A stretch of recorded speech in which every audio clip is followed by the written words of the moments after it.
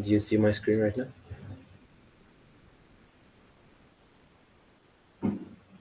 Yes. Working right now? Okay, good. So, okay, welcome everyone. For those who does not know me yet, I'm Saleh Muhammad, third year student of computer science. I'm studying networks and security. And some of you here I don't know yet, so if this is the first session you attend with us, so welcome. And of course, some people here I know before.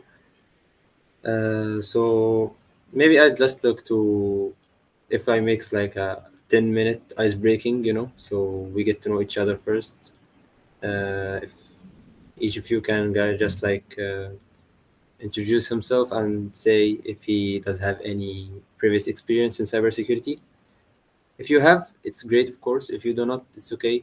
Today's session will be beginner friendly, 100%, don't worry. So maybe we just start with the people I know. You can just start Abdullah Adam, for example.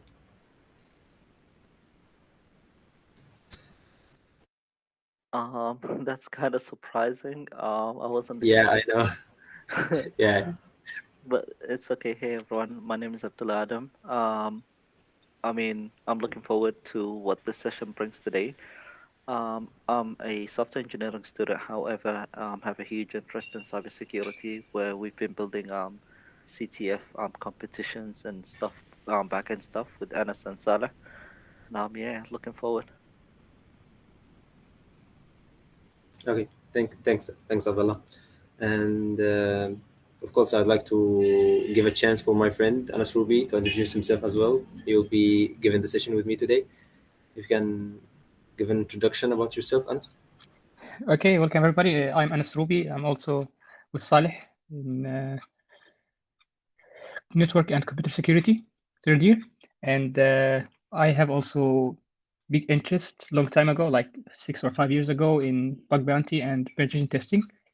And now I'm the president of CyberX, and Saleh is the vice president. So we're happy to have you here today, and hope you will enjoy the session. So happy to know you all. Thank you. Yeah, thanks for that, Anas. So, any of you guys want to present or just call the names? I just want to get to know all of you. Okay, my name is Mohamed Al Abu Zaid. I'm second year software engineer student, and I'm Thanks, also man. interested in cybersecurity. Do you have any previous experience, Mohamed, or something? Not much. Yeah, don't worry. It will be easy today, I hope. So, anyone Okay. else? Yeah, all of you guys will be saying your name and what's your interest. But yeah, Yeah, hello. My name hello, is hello. Imad. I'm a final year last semester student. Uh, I have experience in bug bounty and also penetration testing. Yeah, and What do you study? Which school? network and security. Oh, yeah, okay, welcome. And the rest of you guys, maybe you can go, Sakib. Hello guys, I'm MD Sagib Khan. I'm from Computer Networks and Security. This is my third year, and I have attended some CTAP competitions. That's it. Yeah. Yeah, okay, thank you. The rest of you guys. I am MD Moshob Al Hassan. I am from School of Computing, major software engineering, but I have interest in cybersecurity. I have basic of CTFs and Basics of what? basics of CTFs, capture the flag. CTFs, yeah, okay, nice. Yeah.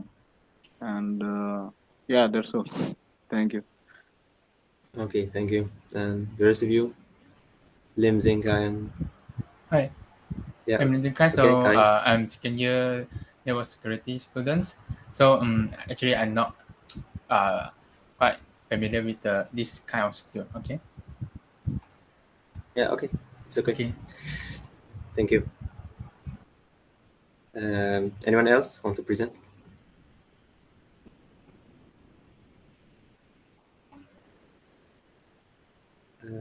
it's okay if you do not. If you don't want to say something, it's okay. We get to know each other later. So thanks for everyone who introduced, and I'll just try to give you like an introduction about the topic we will talk about today, which is reconnaissance, as you have said in the title. First thing, does anyone of you have an idea what is reconnaissance about? Like a small sentence about reconnaissance. What is it? Or what is the purpose of reconnaissance? When do we do it? Something like this.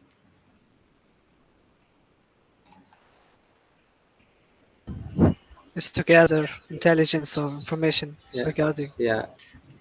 Yeah, exactly. Yeah, as Abdullah Adam said, discover. Yeah, discover and gather information. That's correct.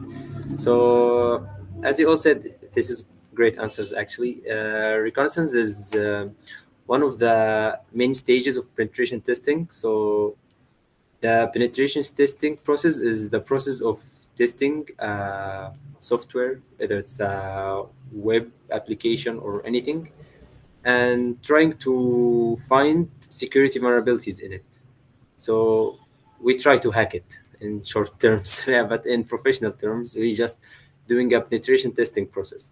So this process includes too many stages that, or the methodology says that we need to follow.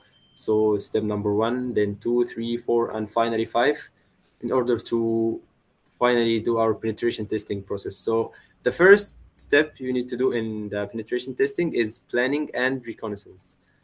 And this is the step we will be focusing on today the most. This step is mostly about gathering information about the target we want to do penetration testing on. Like we want to know as much details as we can about the target, about the services running on, and there's too many activities that can be conducted during the reconnaissance process. And I hope you understand it. It will be very simple, inshallah. And for the second one, scanning as well, it will be kind of included. So we will not just explain reconnaissance here. We will do some scanning as well. So these two steps will be included in today's session. So how is reconnaissance done? Actually, it can be done using too many ways, but we can split it. But like there are two main types of reconnaissance. First is passive reconnaissance, and the second one is active reconnaissance. So as you can see, passive reconnaissance is like when you do not want to interact with the target. For example, I want to hack like apple.com. Let's say this is apple.com, for example. You still see my screen, right? Does anyone Yep. confirm? Okay. Yep, can Yes, see. yes. Yeah, for example, I am in apple.com. So I want to interact with the website, like see if I can hack this website or not. But so I will do some activities to gather information about apple.com. Some of these information, apple.com does not know that I'm doing penetration testing on them. This is passive. So if you are doing like search on social media, what is Apple company? What does it sell? What services does they provide? Something like this. This is called passive reconnaissance. Like they will not know that you are doing researches on them. But other type of reconnaissance, which is active reconnaissance, is where you made a like Python script that will go to the website, try everything, go try to find pages, try to find ports, something like this. So you are doing activities on their server that if they go to their logs or they are trying to monitor the activities happening on their website, they will know that someone is trying to collect information about us. This is active reconnaissance. So in order to do active reconnaissance in some websites, you need permission. So I mean, you can just take any website on the internet and brute force it with everything. So you need to make sure first that this website is allowing you to do that, so you don't have any legal problems. You can do this by going to HackerRun, for example. So hacker I want to, yeah, okay. So this is the list of directories. You can find like hundreds of websites here. All these websites allow you to go and test them. So you don't need to go and test a random website and have legal problems. If you enter any website from here, maybe like this one, my Ether wallet, I don't know, it will tell you here that we allow you to do something like this. We don't allow something like it. We will have rules here. So make sure you follow these rules before you do anything. This was from legal aspect, and that's it. I'll give the microphone to Anas so he can just give you a bit of introduction about useful websites you can use in reconnaissance process.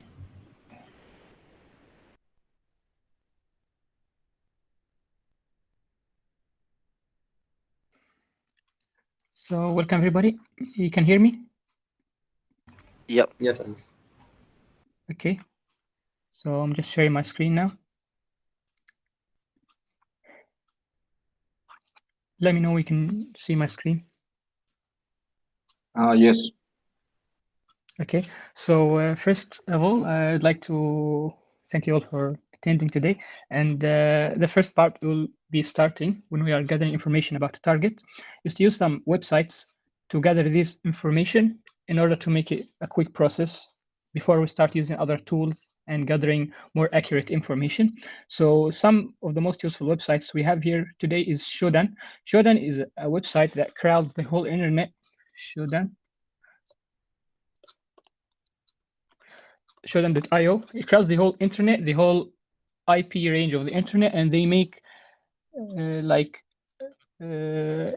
port scanning and service scanning on the internet to make sure that they have the whole internet scanned on their website, and then you can use their service to search for a specific domain or host name. So for example, here, if you want to check for apple.com, if you search for apple.com, you can see here that we have these servers around the world from US, DE, GB, and so on. And these are the numbers of the services, and these are the two ports that are running with something related to apple.com. So for example, here, the first result we have is about a website that will redirect the user to this subdomain of apple.com. If you open it as an example, here you can see that this is the domain for this server, and this server is running apple.com, a subdomain of apple.com, and it's located in United States, and these are the ports that are opened on the website.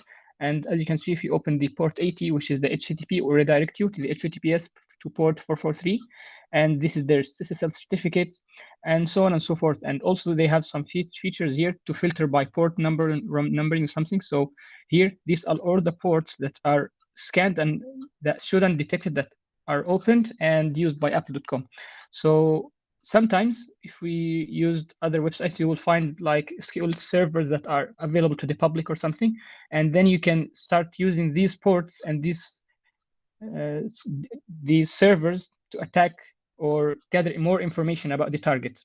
Also here, the products that they are using. So here they are using Microsoft IIS, HTTPD, and they're using Node.js and the Nginx reverse proxy.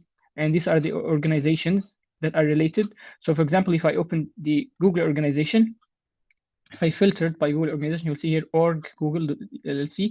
These are the servers that are managed by Google. So they'll mostly be by Google Cloud, managed by Google Cloud, and related in somehow to Apple. So if I opened here, I will see that if I search on the page, mostly there will be something related here to Apple. Okay, so here they are just searching if the host is apple.com, then return direct. It's something with this port, something related to a Google server storing content. So it's Google user content.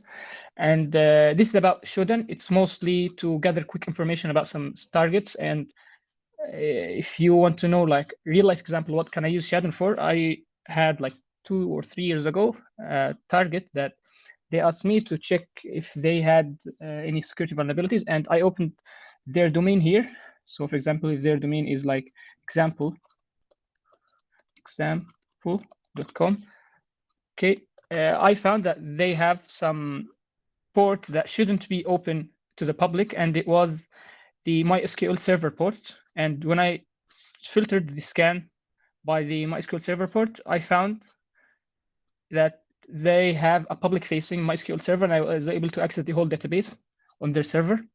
So the good thing that you have about Shodan is that they scan the whole internet, which is something you can't normally do. So, for example, you can't normally find all the IP addresses for a specific company, but when you use Shodan, just by some keywords or something, you can find other servers other than the known ones that will be related to the company that you're trying to target.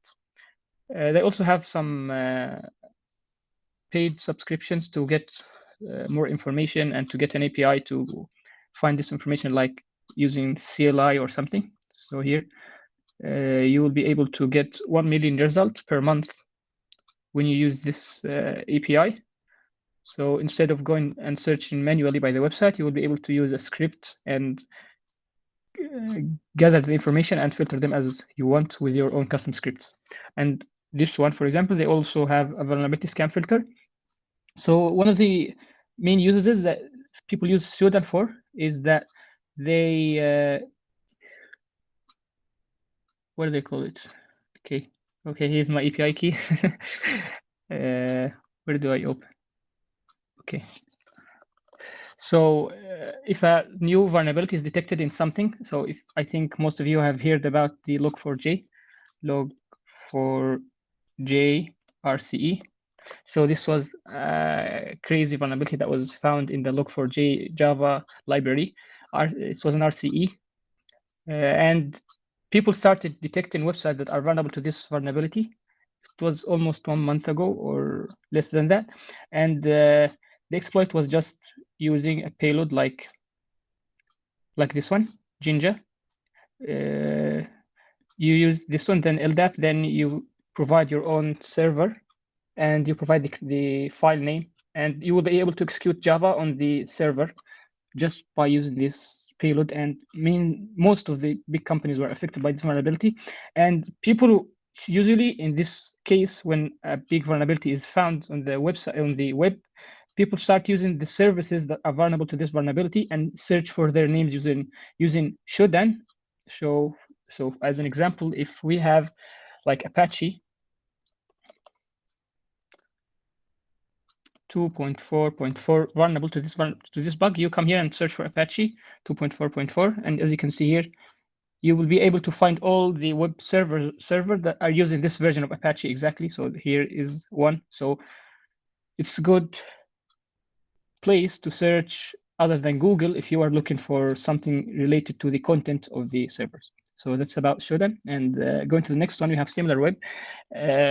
SimilarWeb is a website that is used to get other alternatives for the website that you are currently targeting. So as an example here, if I'm going for Facebook, okay, so if I'm going for Facebook, it will tell me the rank, the global rank, the country rank. So the highest rank they have is on United States, and it's 3. And the category rank in terms of social media and electronics, I don't know what exactly. And here you will see more information about it. So this is the percentage of users that will be able to see the websites. And when you go down, you will see more information about the target as you go down. Okay, so this is the publisher. So Facebook is mentioned in this website the most. So it's mentioned in YouTube the most, then in this Poki, then Google, then Vigo. And the categories that this website is about, it's about computer electronics, games, computer electronics, adults, contacts. And also these are the top websites that people who visit Facebook usually visit. So after they go off Facebook or where do they find Facebook, these are the top websites that they go from or to when they're using Facebook. And these are some competitors. So this is about the naming of the website, SimilarWeb. So these are similar sites that are providing similar content that Facebook does. So Twitter is also a social media that is competing with Facebook in some aspect. Then LinkedIn, Instagram, Reddit, Google, G.co, which is also related to Twitter.com, Messenger, Discord, and so on and so forth. So for example, if we open Twitter and we didn't know other domains for Twitter other than twitter.com, if we scroll down to the bottom, we'll be able to see that we have another. Okay, we didn't find it here, but to get the idea, it will tell you other websites that are using the same Twitter. Okay, it's now more info will ask me for paid subscription, but I want to show you the t.co that we just found on Facebook. So we will be able to see that t.co is also related to Twitter. Now you will be able to find similar websites that are related in some aspect with Twitter. And this way you will be able to find more tools or more websites to test. And here we will see that they also tell you the Google Play Store and the Apple Store of the applications that is organized by Facebook.com. So this is about SimilarWeb. It's just a static analysis of the website, and they tell you whatever they can gather about the website and what other tools or websites that are related in somehow with this website. Other than SimilarWeb, we Excuse have me, Crunch. Anas. Excuse me. Yes. I'd like to clarify a point about this. Like, maybe someone will just say, like, why do I care to know what websites are related to Facebook and what websites are related to something? Actually, guys, this is very useful in the process of bug hunting. So, for example, if you are appointed to find a vulnerability in Google, you will not usually find it in google.com, and like it's very hard to find vulnerability in the real google.com, but there are like hundreds of services run by Google company. So you just need to go through all these services, and of course you will find some one of them running a vulnerable service, or it has like a misconfiguration, something like this. So that's why it's very important to use websites like SimilarWeb to know if the association you are doing penetration testing on have multiple companies, so you can perform the same process on each one of them. Yes, thanks, Anas. You can continue. Thanks, Saleh. So as Saleh explained this idea, I will give you another website called Crunchbase. Crunchbase. So if I open Crunchbase, the organization Google, as you can see here, this is a website that gathers information about companies. So here they have Google company, and they will tell you about the stacks, symbol, the investments, the exits, the contracts. And the most important part we are looking for here is about the acquisitions. And the other part is about the domains and stuff that they will have here. So here the contact email and so on. So the acquisitions part will tell you the companies that are made or that are managed by Google. So for example here, Simplify, Tempo, and these are other companies that Google accepts in their bug bounty program. So in Google policy, they accept any acquisition that is acquired in the last 6 months. If it's less than that, they won't accept it. It must be more than that. So if any acquisition is acquired more than 6 months ago, you can start testing and report the bugs direct to Google VRP. So if we check it again, if it's changed or something, Google VRP. Okay, Google Bug Hunters. Check in their policy. So it's Google Vulnerability Reward Program, VRP. Okay.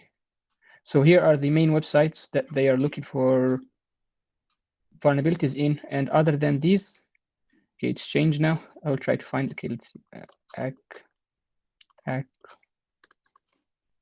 Okay, I can't find exactly where is it right now, but it must be in some of these pages. If you Googled it, if you search for it, you will find that they accept if it's 6 months. Okay, here it is.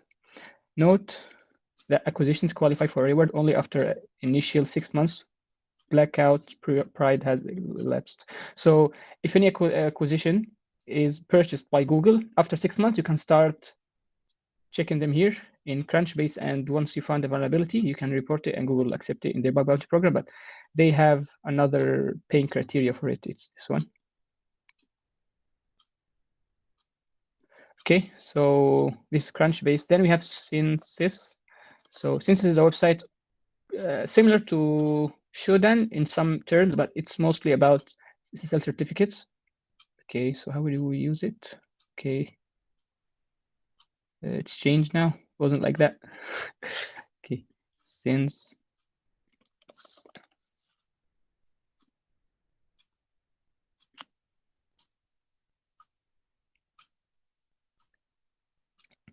Okay, so here, for example, if you're looking for apple.com, it will give you the SSL certificates that are purchased by apple.com, and this way you can find some subdomains, you can find some services that are running. So if you search apple.com, you'll find here you have CDN, you have also some other domains than apple.com here, apple something. Also here, get support. If you scroll down, deploy. So they mainly use it to gather more subdomains about the target. And subdomains are other domains that are managed by the same company. So for example, if you have google.com and we want to find other technologies that are made by Google, we will search and we will find mail.google.com. This is an email that is managed. This is an email service. Also translate by google.com. This is another translating service that is managed by google.com. So once it's ending with google.com, that means it's a subdomain to google.com, which is another service that is running under the google.com domain. And this census website is mostly used to gather this type of information and also other domains. So like here, we found that Apple has another domain called cdn.apple.com, which is a content delivery network. I think that's what they call it. And you can start targeting this domain also. Anas, can I just say one thing? Can you hear me? Yeah, for sure. Yeah, for sure. So one of the banks that got hacked recently, I cannot disclose the name, but the way that it worked is using Census. So Census as a certificate, when you put it on the internet, usually you put your web application there, and then you put a web application firewall in front of your application. So whenever somebody is contacting your application, is not contacting the public IP address of your application. He's contacting the public IP address of the WAF, and then the WAF is going to work as a proxy between you and your application. So the guys in this bank, they uploaded the application with the public IP address, and then they installed the WAF after a few hours. So during these few hours, Census caught the public IP address. And then the hacker has found the public IP address. He logged into the web application directly without going through the firewall. And then it was a Tomcat service, and he opened he used the default credentials. And by using default credentials, he could log in and he could take over all the application. So in real world, real life, banks, official banks, Census could be very, very useful. Census showed an API, Hunter, etc. All these for OSINT, for the passive reconnaissance. That's it, and I'm so sorry for the noisy voice around me. No problem.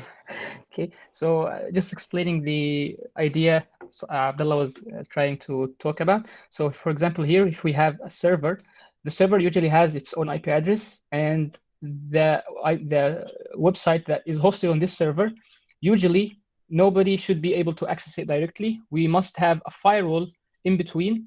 So here, this is the IP, this is the server, and this is the server, and this is the website, and this is the firewall. So usually what happens is the user requests the firewall to get the server for him like this way, in this method. But if we can find the server IP address, an attacker will be able to access the website without going through the firewall. And usually a direct connection to the IP address of the server will expose more services and some default credentials and vulnerabilities that will be very dangerous. So usually any server should have a firewall that is configured to allow only specific users and specific tasks and specific endpoints and so on, in order to make sure that nobody will be able to access the internal network of the company. So that's what Abdullah was talking about. And when someone was using Census, he found that, for example, if it's bank.com, he found that this bank has an IP address that is different from the range of the normal ones, and he was able to access this IP, like these IPs. And when he opened it, he found that they have, as he said, Tomcat service running without credentials or using default credentials, which is Tomcat. And then he was able to hijack the whole server. So that's about Census and how we can use it. Second, we have Wayback Machine. Wayback Machine is a bit different because mainly we use Wayback Machine to gather information about the the content of the website. So let's say my website, so exazim.me. Now I want to find other pages in this website. I made a simple script for it. I may share it with you later. So here I click here, Wayback Machine. So this is the link, and I add the domain on the last of the link, as you can see, exazim.me, and here it tells me all the pages and the scripts that is used by my website. So as you can see here, I have this JavaScript file, I have this JavaScript file, another two JavaScript files. These are components, also JavaScript files. This is the fav icon, which is the icon that is displayed here on the target, and also some images, some JSON. So here, let's say what we have here, page data, app data JSON. So as you can see here, it's something hashed to use by Webpack script, and another data. So also we have here page data. We have two posts.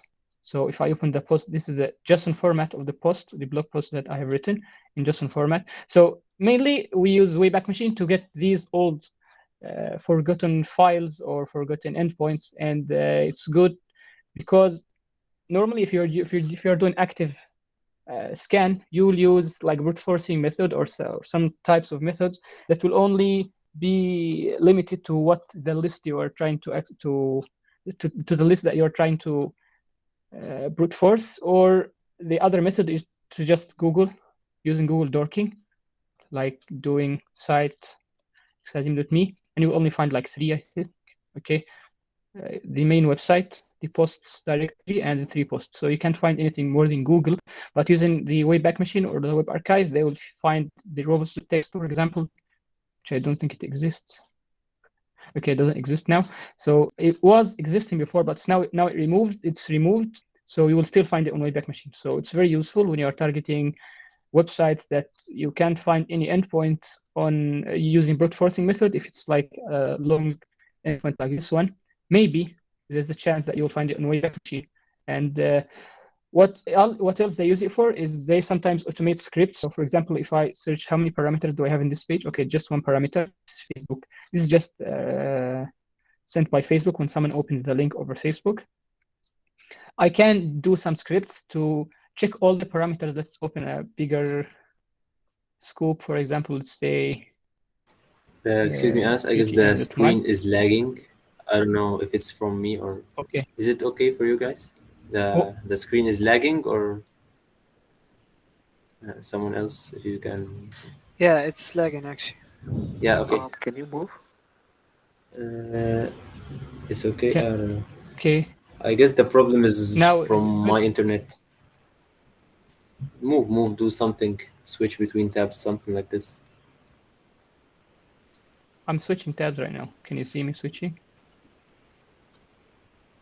Is it clear for you guys? Because it's lagging. It's lagging for me. Yeah, there's small lag. Yeah. So okay, it's okay, but try to be slow. Like don't switch too fast because it takes time. Yeah, share again.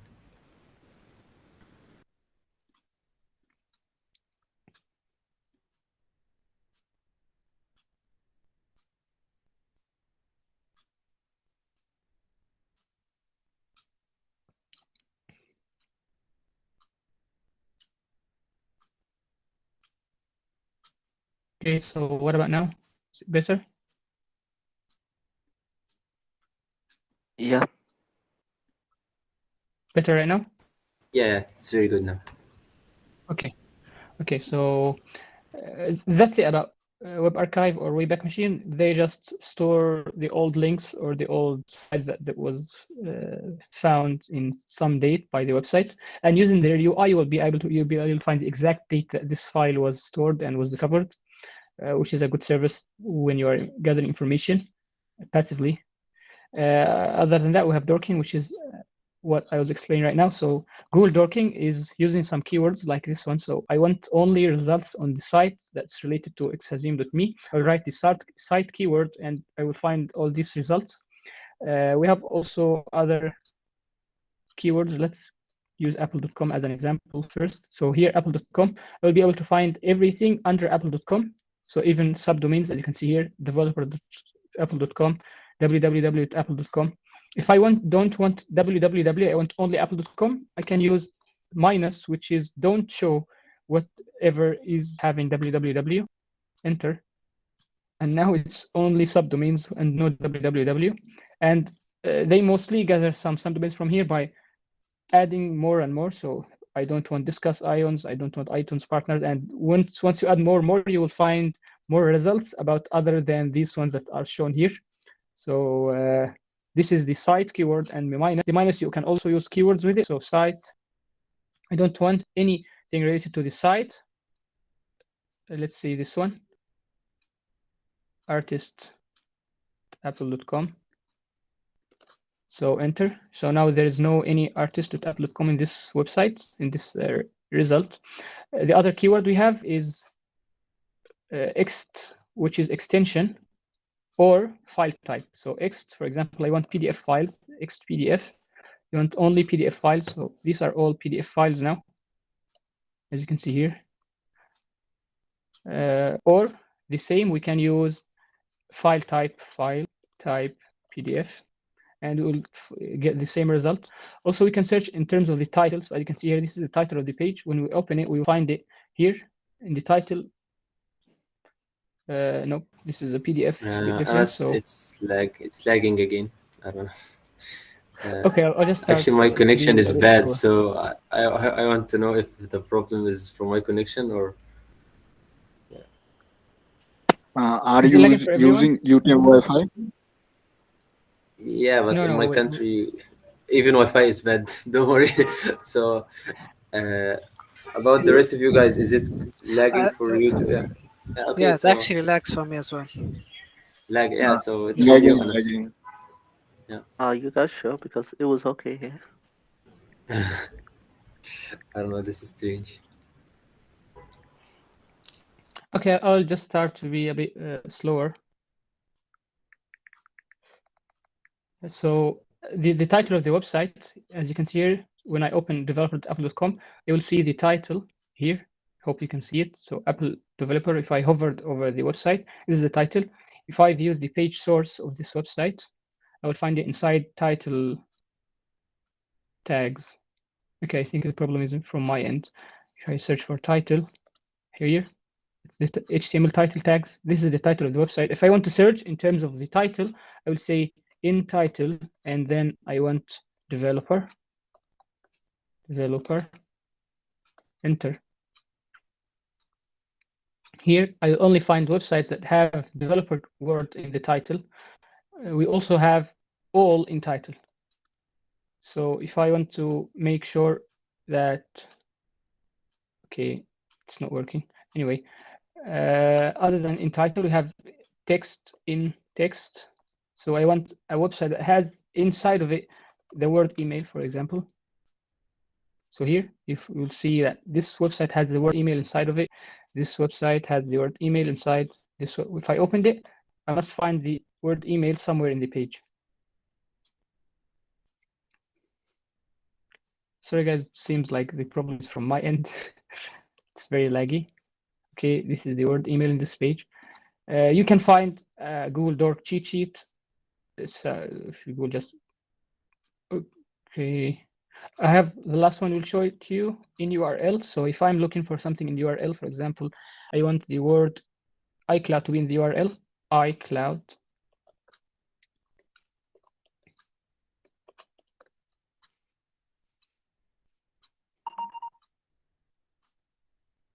Sometimes when you're doing Google Docs, you will be asked to do CAPTCHA.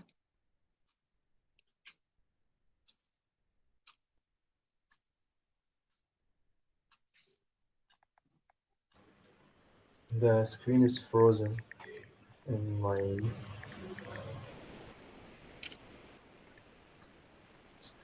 So I think that that's enough for now. I will just find the. Okay, I think we can go. We can end my session here, and you can start, Saleh. Okay, thank you, Anas. And No. actually, So I hope you you can guys. continue while I try to figure out. Yeah. Okay, thank you, Anas.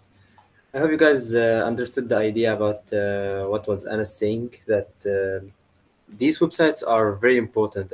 As Abdullah mentioned too, some vulnerabilities are generally based on these websites, like someone used census and they found the vulnerability.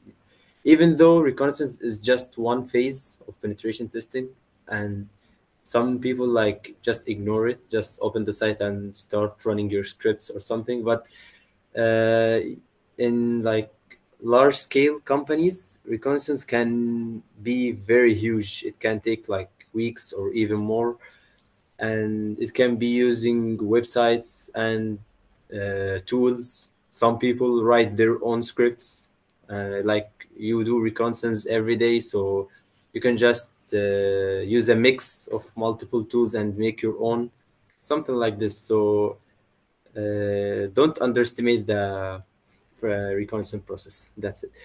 I'll just share my screen again. Um,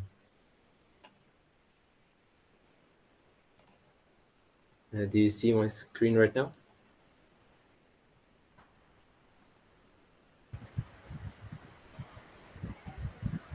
Yeah, yeah, Yeah. yes. Okay. One website that I should have explained when I give the introduction about reconnaissance, but it can be under the reconnaissance websites too, is OSINT framework, as you can see.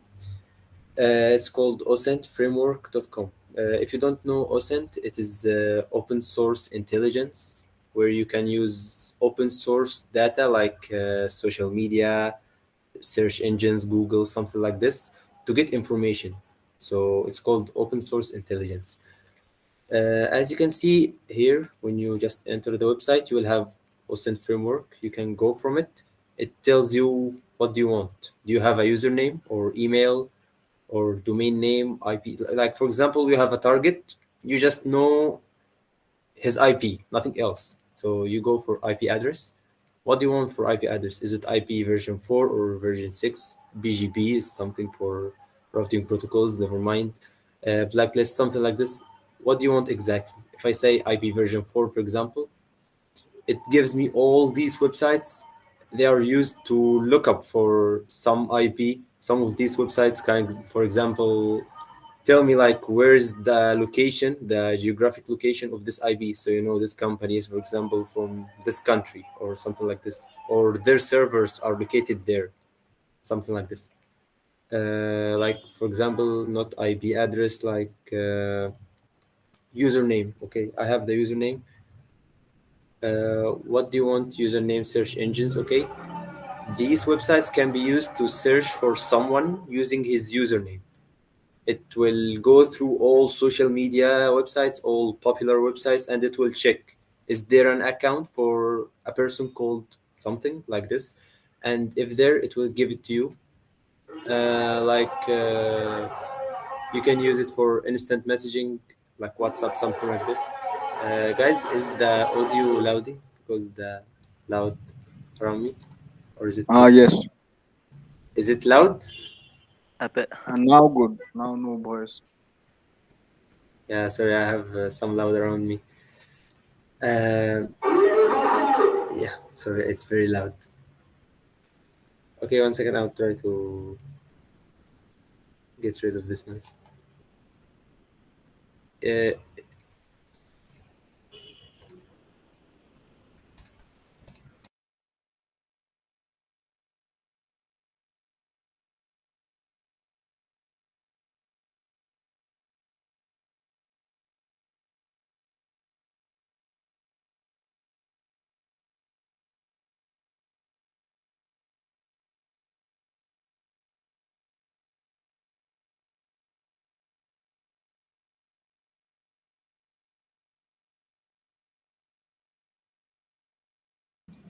hello, guys. I guess now it's a bit calmer.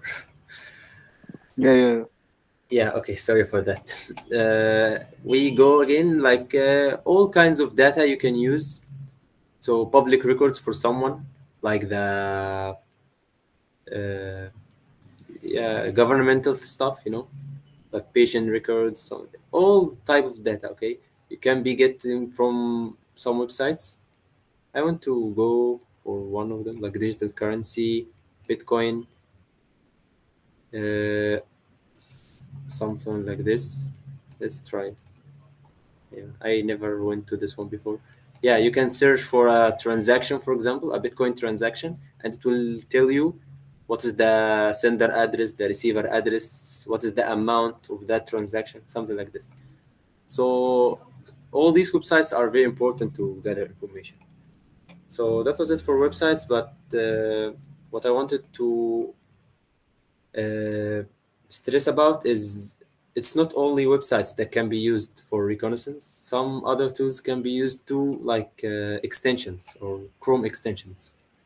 So I will go through like two or three popular extensions that I use as, in reconnaissance, and you can find some too if you go search about reconnaissance using Google Chrome extensions. So the first one I will go to today is Wapalizer, as you can see here. Wapalizer is a, it's like a example. Let's go somewhere. Yeah, Wapalizer is a extension that is used to identify the services running on some website. So for example, here I am in hackerone.com/leaderboard.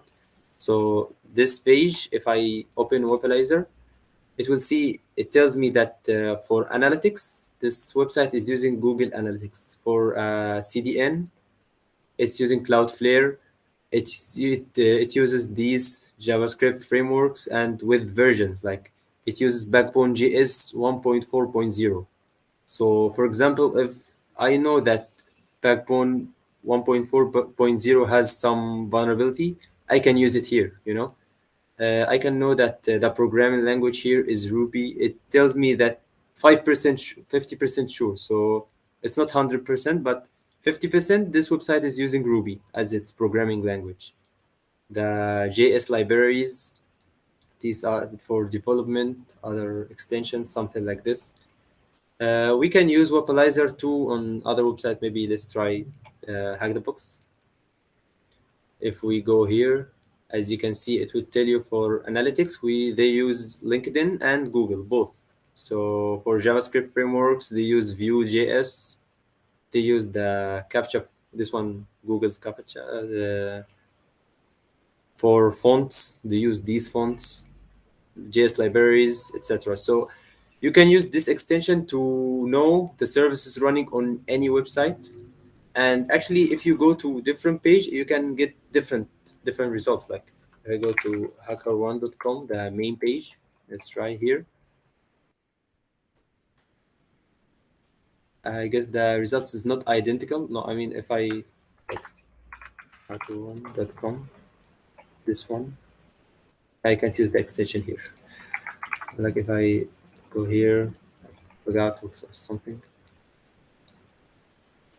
And let's try to use it again. Go to the main page. Yeah, as you can see here, I have 27 results, different. So programming languages here, PHP, CDNs, too many CDNs. UI frameworks, it uses Bootstrap, and there is a reverse proxy, Nginx. So if you go to different pages of the website, you can get different services. Here we were able to identify the database used here. It's Maria database. So if you found something like SQL injection or something, you know what type of database you are dealing with. The payment is by PayPal, and too many details. So that was it for Wapalizer, and you can customize it as well using the settings. It has some settings here to clear the cache, etc., like any other extension in Google Chrome. And if you go to like a new tab or something, there is no services running here. It will give you this XO game, like it tells you that no technologies here, or we were not able to detect any technologies. It has a paid membership. If we can go, I don't know, like yeah, get more info. Yeah, it will ask you to pay for $5 a month, and you will get more information about the services running on this website, and you will get like your API key, so you can get the results as an API, not a extension in Chrome. You can turn it off and on. That's it. That's it for Webalizer. It's very useful.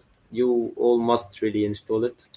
Another Google Chrome extension. Yeah, of course, we will be talking about Google Chrome extensions only. Some extensions are in Firefox as well, if you are using Firefox. But we'll just cover Google Chrome ones. So as you can see, this one is called Milk. It's used for cookie management. So I guess you all know what cookies is. Cookies are like some data used in the client side to manage the website, you can say. And you can see this cookies from here. If you go to application cookies,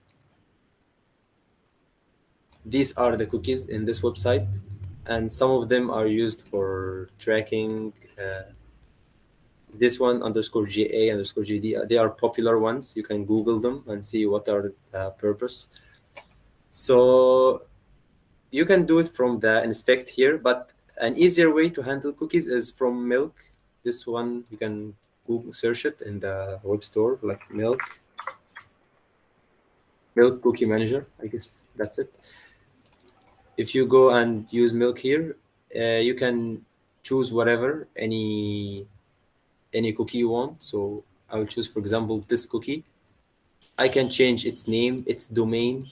So is it like in www.hackerone.com or it's only on hacker.com? This one is different. The path of the cookie, when will it expire, like the duration, the value. And here I can give some flags like this will work on HTTP only, is it secure or not, host only. These flags can be changed also from this extension. And the last extension I'll be explaining is CRX, or Chrome Extension Source Viewer. This one is used when you are doing like reconnaissance for a Google Chrome extension. If you searched on HackerOne, you can find some of these programs that has a Google extension for the company. So if you found a vulnerability in the extension itself, it's considered a valid bug. So if you want to see the code of any Google Chrome extension, you can just, maybe we'll try Milk. So if I go to CRX here, I can use download as zip file to download the whole source code of the extension, and I can go for view source as well. If I go for view source, as you can see, these are some pictures. This is a JS file in the extension. These are like, this is another JS file in the extension. I can go through all these files and maybe I find some logical errors that can lead to a vulnerability, or some outdated services running, like something that has been already vulnerable, something like this. So this is the index page. So yeah, too many information you can get from seeing the source code, and it will eventually lead to a vulnerability inside the Google Chrome extension itself. So I guess that's it for Webalizer, Milk, and CRX Viewer. Of course, they are not the only extensions used. There are like tons of them, but I don't want to just explain all of them in this session, but you can search it by yourself, like Google Chrome extensions used in reconnaissance, in penetration testing, something like this, and you will find many. I hope it was clear, and I'll give the microphone to Anas again, so he can proceed.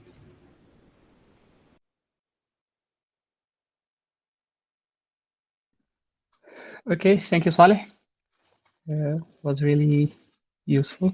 So I will share my screen. Can you end your screen, Saleh? Yeah, sorry.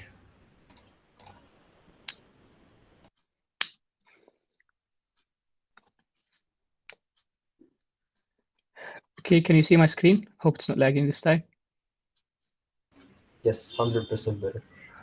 Okay, so now we will be going through real world information gathering process. So mostly when you are targeting a website Before you go, Anas, read the comment. Abdullah Yes. said some useful Yeah, ones I know. here, some Yeah, this extensions. is Yeah, ideas. This extension yeah. is a Chrome extension also. It gives you the path and if there's security vulnerabilities for the extension. So here, when you use it, when you open a website, it will tell you that it's using jQuery and the version that they're using and where they're loading the extension from. So it is the script source that they're using the extension from, and it tells you that it has a vulnerability that's medium severity, and this is its name. It has a course request may execute, third-party course request may execute, and two references links. So it's a simple script that will tell you if the website is vulnerable in the JavaScript frameworks or libraries that they're using. So that's about this extension. It's also useful if anyone wants to start using it. I always do this part, but I do it manually using WebPlyzer. WebPlyzer also doesn't work on some websites like Chrome. They can't run here.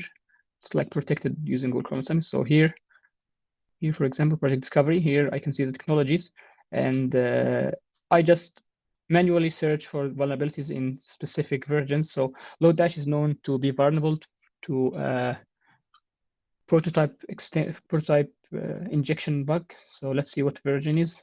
Lodash prototype pollution affected versions. Okay, here's CNAC. I think this is a website that keeps track of the vulnerabilities. So here, this is the version that's vulnerable, 4.17.20. What version do we have here? 4.7. So it must be vulnerable. So this is how I manually detect vulnerabilities, and this tool does it for you automatically. It tells you directly there's a bug in this library. So this is about the tool here.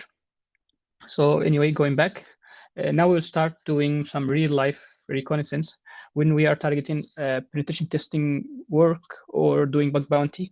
So mainly, if we are doing a web application penetration testing, we will be provided with a domain, let's say google.com or something. And the first step we usually do is that we start to gather as much as we can subdomains for this host. So I want to find the mail, translate, and all the other words that are before google.com. So doing this process, I will use blockchain.com as an example, and I will be using three tools here: AMAS, Subfinder, and Sublister. We already discussed some tools that we can gather information with using some websites like VirusTotal. This one I didn't explain, but let's do it now. VirusTotal. VirusTotal is a very great and quick way to use it. You just write the domain here, domain, GUI domain, then the domain, then you open the relations tab, and you'll find here some subdomains, and you can ask for more until you eventually get the whole subdomains that are found by VirusTotal and the domains and whether they have vulnerabilities detected on them or not. Sorry, spyware or ransomware anyway. So this is the website. Another one is Netcraft. So Netcraft is also used to get some subdomains and other domains that are related to blockchain.com. So if I opened this endpoint search dns.netcraft.com, then the host parameter, and I provide this host, I'll find here that blockchain, some information about here, the name server, and okay.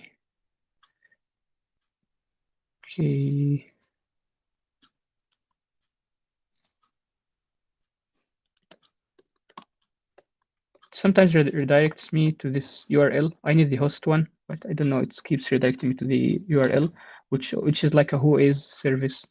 Anyway, so these are the two websites that are good to use. And other than that, mostly we use tools, Pythons or Golang scripts. So the first one and the most popular one right now is AMAS, which is a script made by OWASP. So if you're not familiar with OWASP, they are an organization that what's it called? Okay, it's open source foundation for application.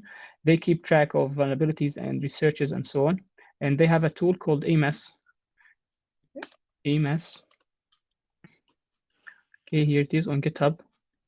And this tool is a very advanced tool. As you can see here, these are all the services that they use to detect subdomains. DNS, they brute force, they do reverse, they do scrapping with over these services. They do certificate checking with the sense using cert.sh. Also, cert.sh I didn't explain. So we have here cert.sh. I provide here a domain, let's say apple.com, and it will list me all the known SSL certificates for apple.com. So I will mostly find all the subdomains that are related to apple.com, and they are running over HTTPS. Will take some time. So it's also gathering information from here and from Facebook CT. Facebook also has their own service, and you can also subscribe with a specific domain and ask them to give you a notification on your Facebook account if any new certificate was assigned to a specific domain. Also, Google has their own, and they're using APIs, all these services, and web archives. They're using Wayback, which is the one that we explained, and other ones, as you can see here. So it's a really big project and a very advanced one, but the problem is it's always having a problem to run. So I mostly run it over Docker. So I will show you now how it's very simple trying to over Docker. This is our cert.sh. As you can see, these are the subdomains, and using a simple script, you can get this website and find all and clean all these subdomains. Anyway, just to show you AMAS, I will use one thing, Anas, I want to okay. make a note about it here. Yeah, as you can see, AMAS, it is using a mix from the active reconnaissance and passive reconnaissance. So as you can see, the techniques, there is a DNS scrapping certificate. Some of these are passive, like looking in DuckDuckGo, or maybe, for example, like the APIs, popular APIs, should and something like this. This is passive reconnaissance using the Wayback under the last one, Web Archive, Wayback, something like this. These are all passive, but there is also some active, like the brute forcing here in the first technique, which is DNS. It uses Most of these are active. Yeah, all these are active, I guess. But so when you use a tool, it does implicitly some active and some passive reconnaissance. So if you're not sure that this tool is 100% passive, make sure you have a permission or something before you use it on a target.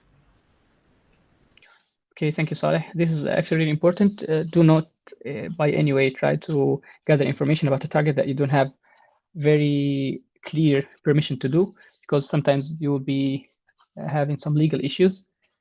So as Saleh told you, you can always use HackerOne targets, and I'm now using Blockchain, which is a HackerOne program, in order to do these tests, because we are allowed to test on Blockchain or do some simple tests on them, but do not use any other websites. Now I will show you how we can use AMAS. So simply, we can go here and use this play with Docker. It's a service made by Docker teams themselves, which is a Docker built inside some other Dockers. And if you need to log in first, just log in, and then you'll find the start button. Once you start, you will be given a 4 hours period to make your instances, which is maxed to, I think, 2 gigs of memory. 4 gigs of memory, and this is the CPU. And now we can simply install this using here Docker container. We'll pull AMAS here, and we'll wait until it's full. Then we will use this one, and we'll add the Docker domain at the end. Sorry, the blockchain. And once this is finished, we can just use this script to run. And after a while, we'll find all the subdomains belonging to blockchain.com. Another tool we will be using for now, while this one is loading, is SubFinder. SubFinder is a tool made by Project Discovery. Project Discovery is an open source company, mainly doing some information gathering tools. So as you can see from the naming, Project Discovery, so they provide tools to discover services and vulnerabilities or whatever. It's about information gathering and reconnaissance mostly. When you see here, these are some tools that they provide. Most famous one is SubFinder, which is about finding subdomains, passive subdomain enumeration framework.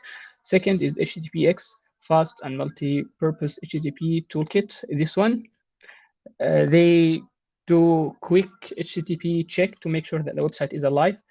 Very similar to HTTP prop, I'll be explaining in a second. And this one is a fast go port scanner. So it's like Nmap, but using Nmap is a more advanced way when you are looking for accurate results mostly. But if you are doing like mass port scanning with multiple hosts and multiple domains, this one will be way faster. Then we have DNSX, which is a tool that will tell you all the DNS records belonging to something. And here Proxify, which is a Swiss Army knife for HTTPX proxy operations. They also have some other tools like, okay, this one, Interact with SSH. If you are familiar with Verb Collaborator, they will give you this subdomain. And when you use this subdomain, you will be able to find all the queries that are made to the subdomain. So I will open a new one, copy it. Once I open it, I will find that there are two DNS queries that are made to this subdomain, and then a third one, then 3 HTTP requests, an HTTP request to the main website, then another one to the robots.txt, which is something that Google Chrome usually does by itself, and the third is to the favicon, which is also something that Google Chrome does it by itself. So this is the interact.sh server that they have, which is a very useful service instead of using a request bin or something, because request bin mostly is about a specific URL, so you can't do other than HTTP requests storing. But here you can find, even if you're doing port scan or anything, you will be able to find every single query that has been done to this host. Now going back to the tool that they have, it's SubFinder. So you just, after you install it, you'll say SubFinder, and you'll provide here the domain. So let's say blockchain.com, and we'll wait till it finishes. Maybe this one has finished. Okay, this one has finished now. So the AMAS has found all these subdomains from here until here, and they have also identified some IP addresses, some ranges, some technologies, Zendesk and Amazon, Action Software, CloudFront. So this is AMAS, which is the most powerful one. I mean, mostly it will have the most results and the most accurate results. But maybe not in this case, it didn't. I think VirusTotal did find more than this. VirusTotal found these are, I think, 99. Okay, here SubFinder found these. I will just copy these ones. And the third one is SubLister, which was the most famous one before these came out. It's made by Ahmed Abul Ela. It's also found in Kali, and it's a Python script, but it's because it's Python. Python is now like an outdated language if you are looking for fast stuff. If you're doing, if speed is one of your goals, you will always use Go nowadays. Python is very slow nowadays. So SubLister, I won't explain it right now, but it's about the same idea. Now let's copy these results and find the next step that we'll be doing. So let's take these ones and Vim. Let's first go to desktop, Vim hosts. Okay. So these are the results that we found by SubFinder, and we have some other results that is found by VirusTotal. Let's filter them. Okay, put them here. We have some other results that are found by AMAS. Let's copy them as well. Then we will remove the duplicates. So, okay, how can I copy this? Okay, I think we have copied them all. Okay, now we'll save. And to filter them out, I will just cat them, cat hosts, and sort, and redirect them to new hosts. Now let's WC. So here the hosts has 124 hosts. The new hosts only 55. So these are the unique ones that we have stored here. And if you want to check them, we'll use bat new hosts. So these are them till we find the 55th one. Now, after we have all of them, we want to go to the next step, which is port scanning. We want to go to port scan all these using some tools. We have first Nmap, which is the most famous one, but in order to make quick and fast scans, we will use NabView instead, because I think most of you will already know about mmap, but I will show you NabView right now. So I hope it's in my device. Okay, it's not. So I will be using it on the other server. Okay. Okay, you know what? I'll just ignore this part right now, and we'll use Aquatune, which does the both steps, the port scan and the screenshots part. So port scanning is we want to check. Excuse me, Anas. I guess Yes. we just give them like 5 minutes break and we come back. Okay. Okay. Okay, So that will be after 5 minutes, we will continue in port scan and screenshotting the targets that we have gathered in new hosts. So see you in 5 minutes, guys.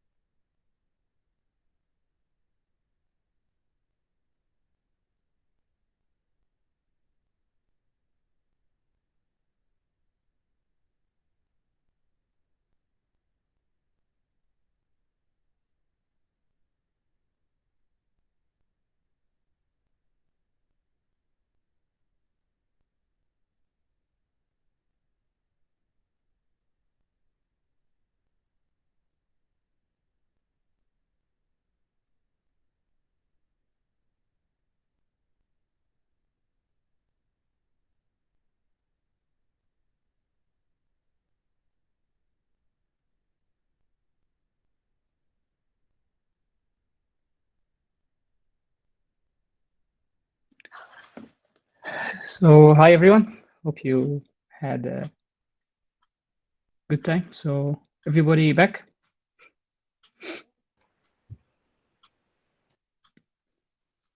Yeah. You back, guys? Yes, okay. Okay, so we continue. We were in the phase of port scanning and screenshots. So in this phase, we mainly focus on finding the ports that are open in the hosts that we found before, or the IP addresses that we found before, and we also want Your to make quick. screen is not shared. Okay.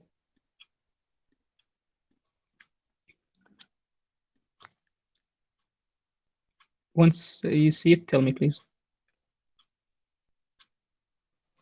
Yeah, it's not showing. Okay, so the port scanning phase and the screenshot phase, we want to make quick port scanning and screenshotting every website that we found that it's alive. So before this phase, we have a intermediate phase. After we make the port scanning, we will use a tool that's called HTTP probe, or this one that we were talking about. Where is it? Okay, I closed it. HTTPX or HTTPX. This one, or the other famous one by Tom Namnam, to tell you the status of the website and the title and the technologies that they're using. But instead, we will use a simple one. It's called HTTP probe. So once we say cat new hosts, we'll redirect them to HTTP probe. And we want to prefer HTTPS. So, okay.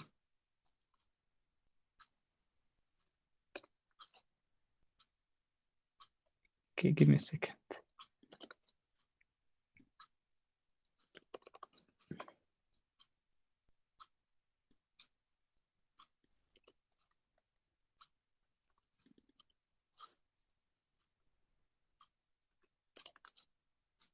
Don't know why it's not working. Let's try without the flag. Okay, so it will just go through all the subdomains that we provided and give us whether they are working or not. So as you can see here, this one is working on both HTTP and HTTPS. And once we finish, let's first redirect the output to somewhere, alive hosts. So we'll save them somewhere.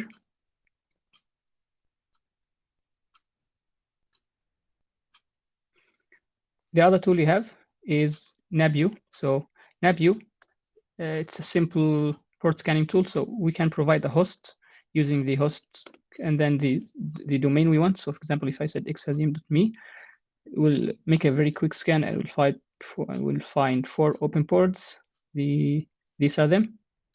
If we want to make a list, we'll provide a list instead, which is using the L keyword, list on new hosts.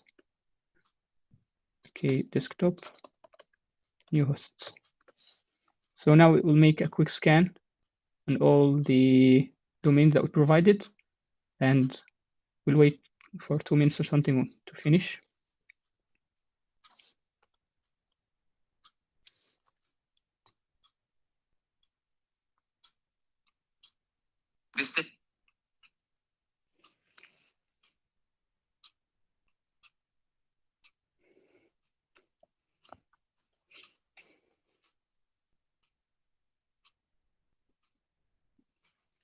So, okay.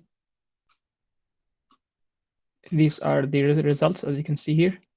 So for example, here, Y, they have a lot of open ports, which is a very interesting target if we want to continue working on them. Also insights. So these are all the open ports. We should have redirected the output somewhere, but we didn't. So never mind anywhere. We just got the idea about port scanning. So Nabu is a very good fast port scanning tool. After we finish the port scanning phase, we should go to check the alive servers. So once we found them, we will save them somewhere like here, live host. So these are them. After we found all of them, we should now be using a tool to get screenshots, to get quick screenshots to all the websites And the most famous one and good one is Aquatune. Aquatune, we just cat the alive hosts and redirect them to Aquatune. But let's first make a directory, make their aqua, and then cd to aqua, then do this. Okay.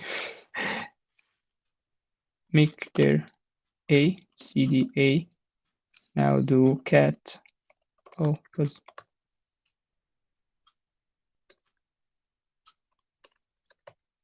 why it's not, oh, because I'm side aqua. Okay, cd live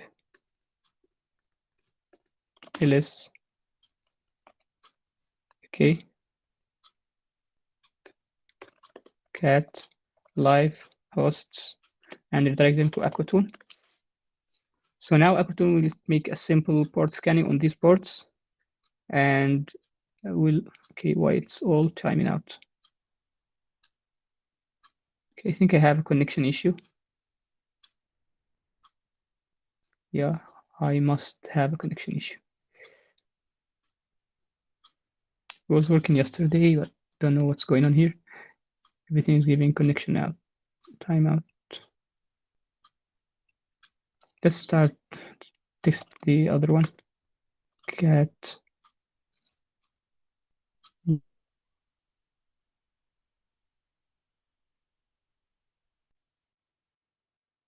new hosts. Yeah, actually, Anas, your voice was a bit laggy, so I think your internet connection is bad.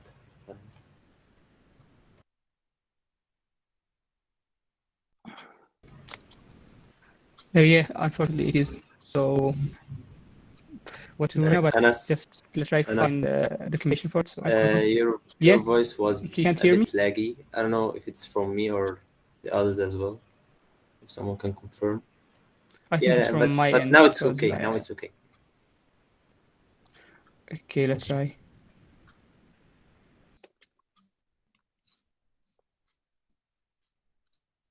Hope it works. No, it's still goes timeout. Don't know what's the reason that we are still getting timeout, but I'm also not able even to do a simple Google search. I think I have some connection Try issues. to ping a website like Google. It will ping, but it's not opening. Anas, do you have any old Aquatune results that you can show it to? I do, but I'm not sure if I should share it. Yeah, it's problem. private. Okay. Yeah. So I'm trying to find some images on the web or something, because it's for private programs and so on. I'm not able to make a simple Google search. So can you continue, Saleh, in content discovery after I while I find Okay. solution? Okay, thank you. Okay, guys. Close your screen. Okay. Thank you, Anas. Just Anas will try to fix his problem, so I will go with you for content discovery until he comes back. So the content discovery step is actually very important, and the main goal of this step is to find content on the website. By content, we usually mean directories or folders or files. Okay, like some files, maybe they are not listed on search engines or something, but we need to find these files. In order to do that, we usually use brute forcing, which means like we have a list with like popular 1 million words can be used as file names, and we go through all these words on the website to make sure that all these words are tested on the server. Until we find one of these valid, we can go to the page, and this can lead to further vulnerabilities. So I will just share my screen.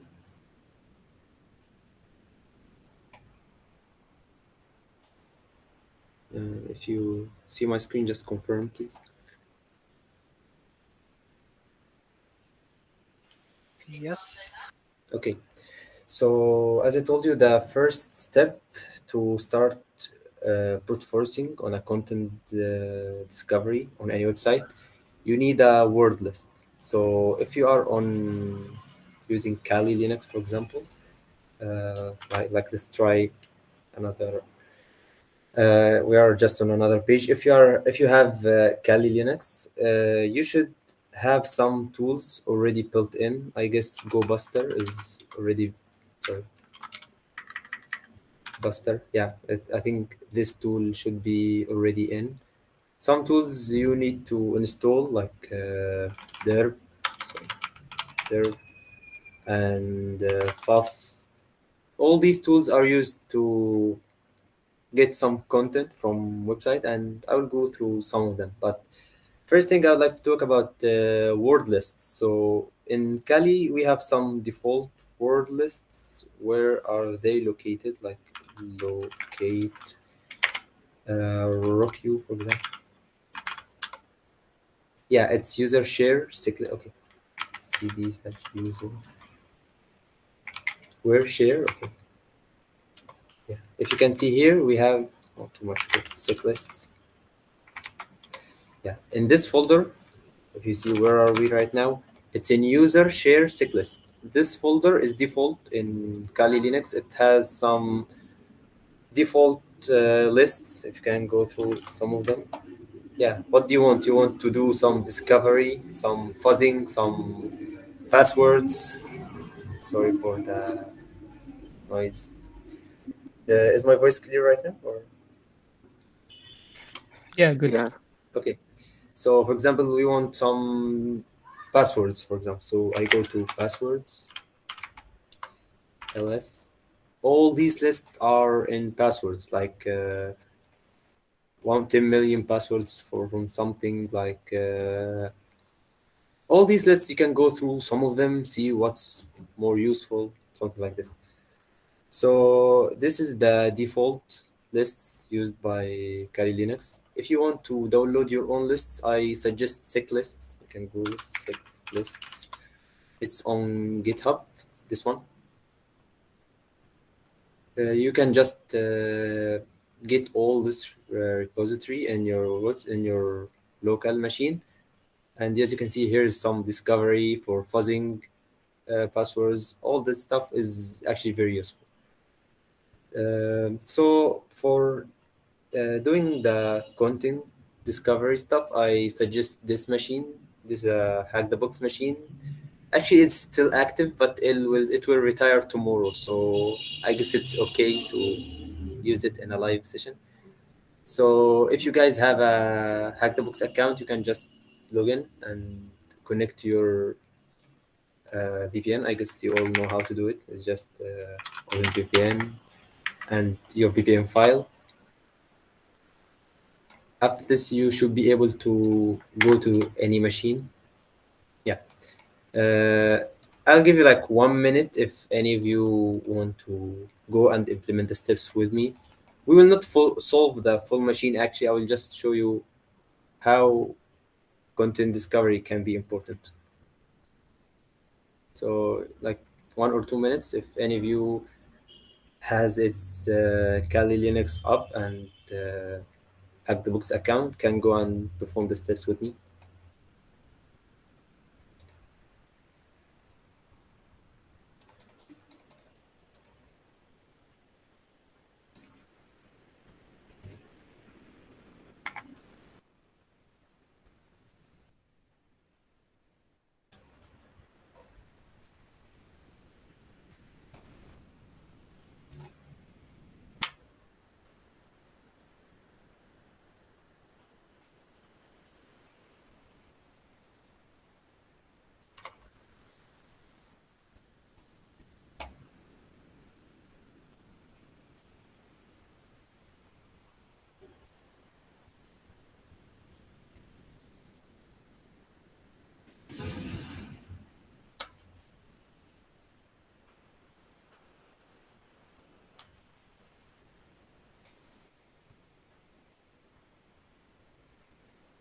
So have you found the machine I'm talking about?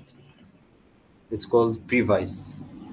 will retire tomorrow or today maybe. I don't know.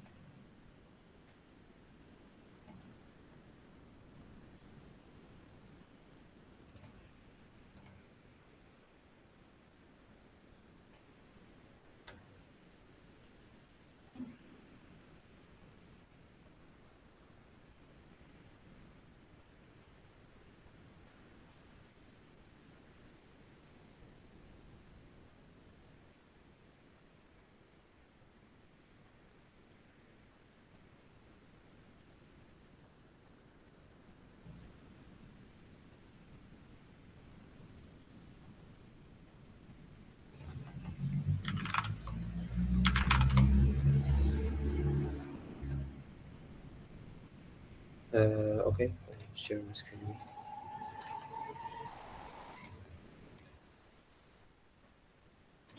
I hope you guys are able to connect to the machine. Sorry, I disconnected from Kali. I need to start again.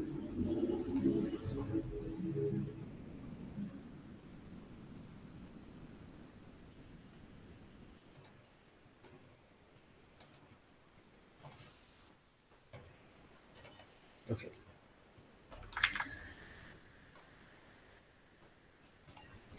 You can hear me and see my screen, right? I forgot to confirm.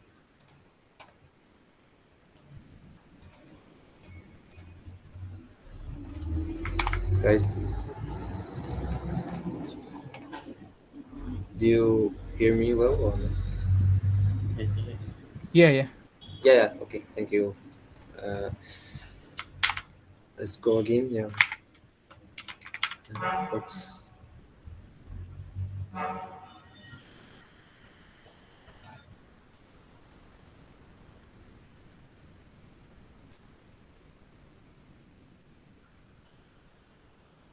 So as I explained before, we have the sick lists. I have my sick list downloaded here in /sick lists. So if you can see here, these are my lists, word lists I use to brute force. So I just want to check if the IP is still the same before I do anything. Yeah, the same IP. I will just connect to,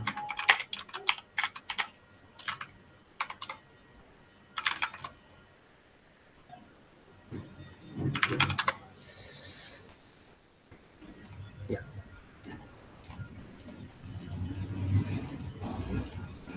Let's go to- So is the IP working?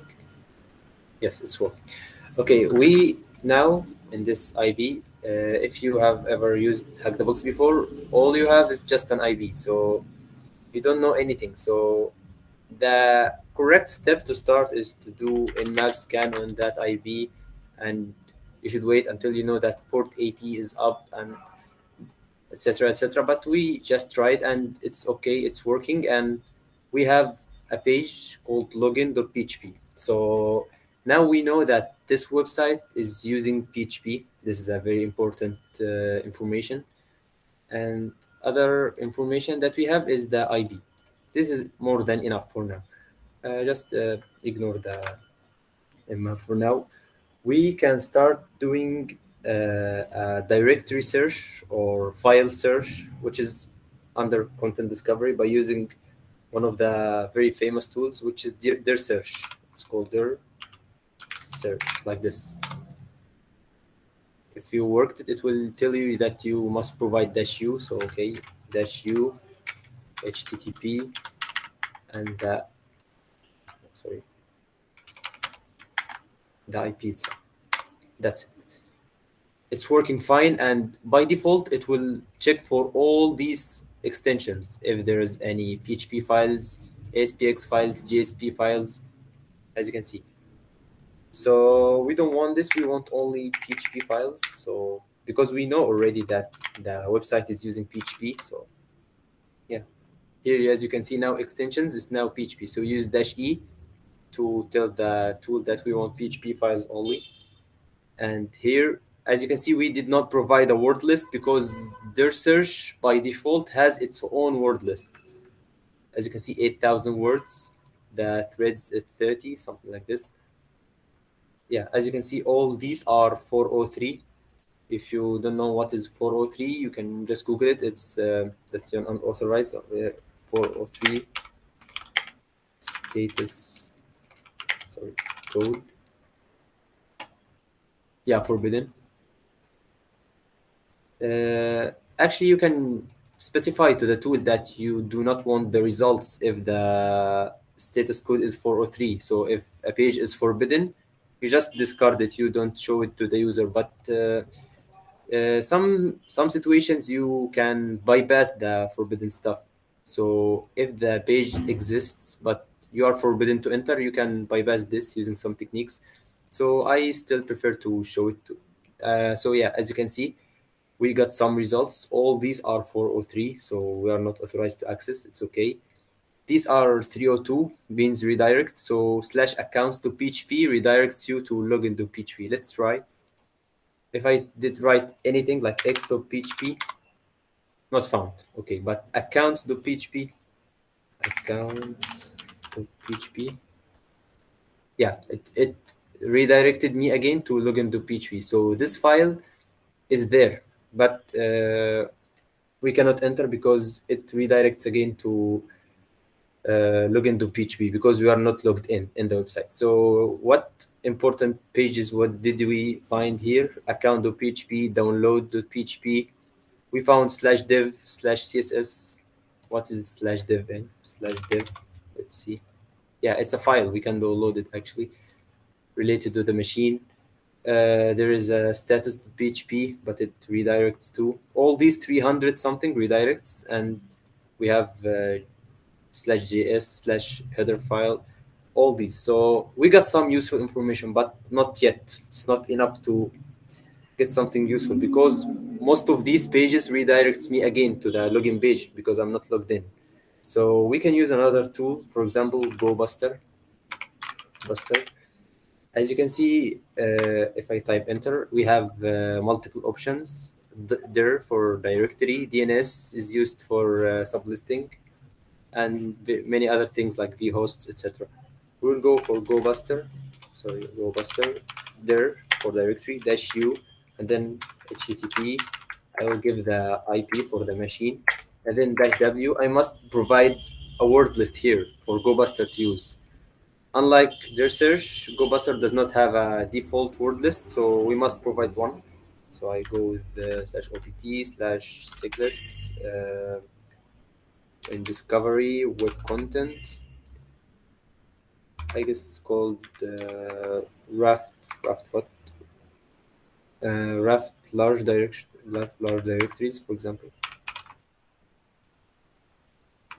Lowercase .txt. Okay, this one is good.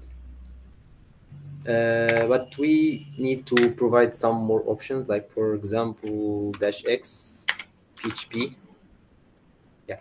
Now -x means extensions. As you can see here, we have extensions PHP. So here we have the negative status code 404. So 404 don't show anything else. Show it to me. That's what does it mean. And this is the list we are using. If we wait for this, some results here are similar to the previous one, like /js, login, logout, download.php. We have logs.php, but it is also redirecting, so nothing important here. Index.php, footer.php. Too many results actually, but you need to go through them all. You can just exclude anything from the list that is redirecting again to login to PHP and go in the rest. You will see that we have a page called nav.php that does not redirect. So we can try to visit this one. It's called nav.php. Yeah, as you can see here, we have some file menu, other files. Like this is like a site map for the map, you know. So here is a pretty good example in how to use content discovery in Hack the Box. I would like to do one more thing on content discovery. how to disconnect this. It's okay. Let's just in the terminal. One more tool, very easy as well, is derb. You just say derb and give it the IP, or yeah, HTTP. Nothing else. You don't need to specify extensions or word lists. Everything is by default. But if you do want to provide, it will be better, of course. So .php, let's go. Yeah. Now it's trying PHP files, as you can see. If we give it some time, it will come with some results similar to the ones we found with other tools. So we give it time and we come back to it later. If we search on the internet, we will find too many tools like FUF, for example, very powerful tool. And I went for their search, GoBuster. Yeah, I think these are the most important ones.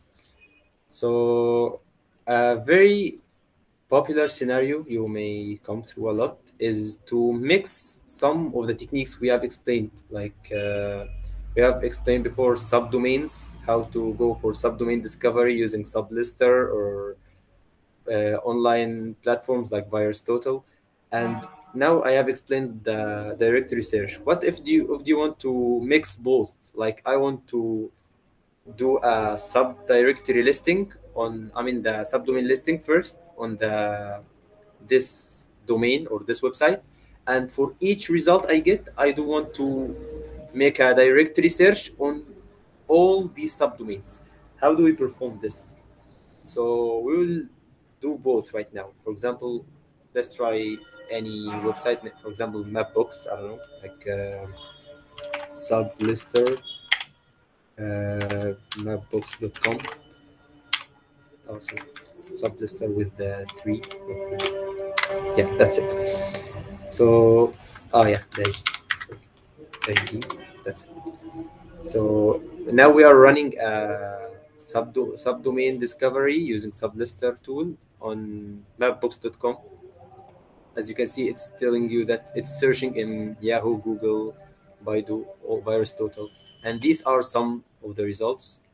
Okay, we can say like dash o mapbox results dot text. Okay, we will just send the data output to this file. We wait for it. We can check. Yeah, as you can see, derb has found something like accounts.php, config.php. It's kind of slow, but it will work in the end. We can just stop it for now. Yeah. Now we can get mapbox results. Yeah, we have here all the results in order to go for a directory attack right now. If you want to search for all these domains, you can go it actually, you can do it one by one. Like let's take this one and make a GoBuster there, like on this one.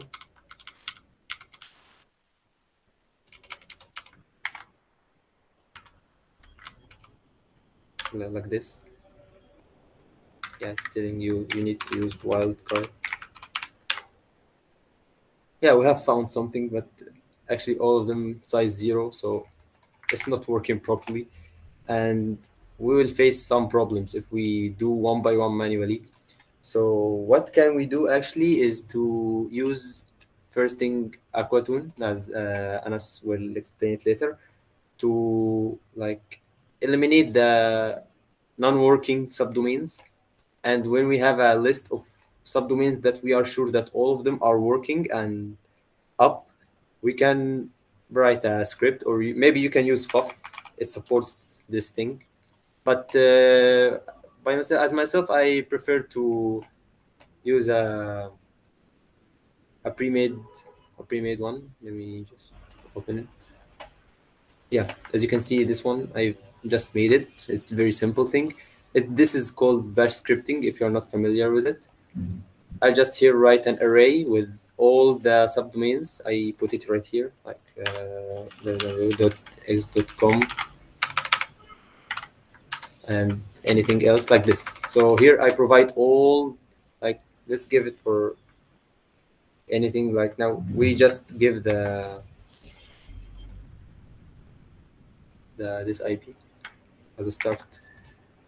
But this is better if we have multiple domains. We want to check them all. I want to just copy this one, put it here. Yeah, and that's it. Here we are doing Go Buster, and this is the word list we will be using, and this is the output where we do want to output all the results of all domains. You can use this technique actually to go through all domains. I can do it for Mapbox, for example. I hope will work properly. Like, let's try it without. Let's see the file itself. I want to open it using a text editor. Where is it? It's called Mapbox. Yeah, that's it.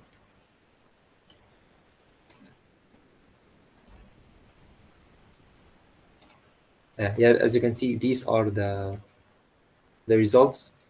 How many? They are like 127 results.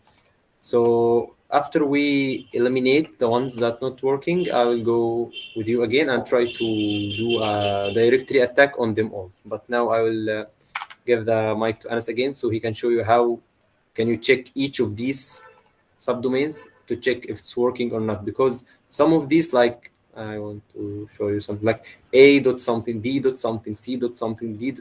Most of these are not working actually. They are used to store some data and that's it. So I'll give the mic for Anas.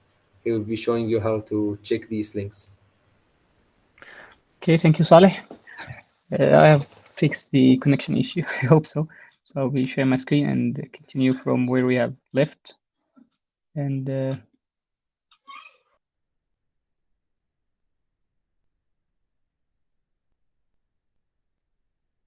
so continuing here, we'll be using Nabu, and we have done. After this, we'll be using Aquatune, and as we were talking, we have made the alive hosts here, and after we find them, we will pass them to Aquatune. And when we start, we'll just start going through them all, and staging it will give 403 and give the same thing, links the same thing. These ones are working and they are giving 200 OK status code. These ones are down right now. They're not working for some reason. Maybe it's a problem from my end or from the server itself. After it finishes, as you can see, Chrome is opening and closing because it's taking screenshots of these hosts. And it will finish right now, and I will show you how the results will be like. So if we open the Aquatune project on GitHub, Aquatune.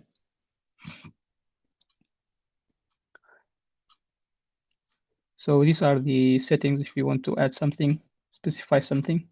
And these are the default ports. If you want to change the port that are scanned, you can specify them like this, or just say small, medium. Medium is the default one, or large or X large. And this is how you use it. You say cat the hosts and you pass them to Aquatune and you specify the ports. If you didn't, it will take the medium, which is the default one. And it will just start doing like this. You can also do an active scan with AMAS and pass them after you finish to Aquatune, like what we have just did right now. And it tells you some useful tool to do subdomain brute forcing. And these are them. Also, it tells you that if you want to use Nmap or mass scan for port scanning, you can specify them as an argument. Okay, it's still working. So if you had an Nmap scan result with an XML format, you can say that this is not a simple text file, it's a scan using Nmap. Okay, it will finish soon, I think. Okay, like 15 more or something. This is the folder I'm working inside. And as you can see, there are 3 folders that are being generated, the headers, which stores all the headers for all subdomains that we have checked here, as you can see. So this is the result when we open algorand.blockchain.com. this is how it returns, and we can go through them all like this manually. What else? We have the body, which is the HTML content that we have got back here. As you can see, it's mostly just not found or something. And lastly, we have the screenshots, which is a screenshot to the pages that has opened. And now it finishes. We'll find 3 more files: text one, JSON file, and HTML. If you open the HTML file, we'll find a good HTML formatted content, as you can see here. So this is the first subdomain. This is the technologies that they're using on the website, and it's the status code. If you click view details, we'll find the headers of the website. If you want to visit the page, we'll just click here and we'll open it like this, as you can see. And you can scan through all the subdomains very fast, like this one. If you find anything interesting, like here, this is an expired subdomain. Some cases, this one will be vulnerable to subdomain takeover, but Instapage service isn't vulnerable, so I know that this isn't. And we can continue going down until we find something interesting. If I found something like looks like a developing portal or something, it will be very interesting to continue brute forcing it using the content discovery techniques that Saleh was just explaining, as you can see here. And we can load more. Here, this is pit support. Okay, still for forms. Okay. Also, you can specify the format that you want to see by. So, for example, simple page will just show you the page and the headers next to it, as you can see here. And these are the security headers, will be highlighted in green, and some technologies headers will be highlighted in yellow. So this is security header to block clickjacking vulnerabilities. This is to block some third-party libraries to load into the page. This is also a security header, but it's medium. Content security, CS policy, server. And so this is a very good tool that you should be using the last part in order not to miss anything. So after you finish all the subdomain phase and the port phase, using this one, you'll be able to get a very good look at what the results that you have got, and will be able to take quick actions and find the right subdomains that you should be going through first in order not to waste time with others. And once you find something that worth attention, you can go, for example, if it's this one, go and continue doing whatever you want to do based on technologies, based on screenshots, based on the headers or anything.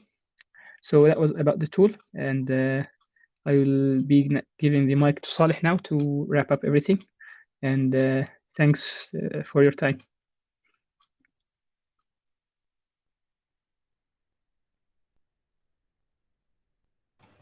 Okay, thanks, Anas. And I'll just give you last tip about how to mix all of them together, and I hope it will be quick. Let's see.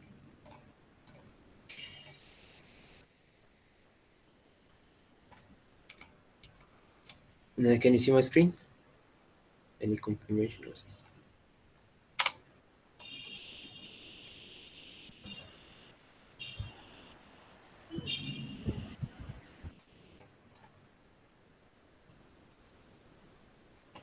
Hey guys, can you see my screen or not? Yes, Yes, it's Yeah, clear. okay. Of course. So as you can see, this is the bash script I showed to you before. So here I just make an array of all subdomains. This is not the full subdomain list because it's very long. Actually, it will take time, but I just took some of them. And here we have a for loop that goes to each one of these subdomains and does a like I can make the folder here on desktop called like mapbox subs whatever, okay, and call the file gobuster and the name of the subdomain. It's okay, and we are good to go, I guess.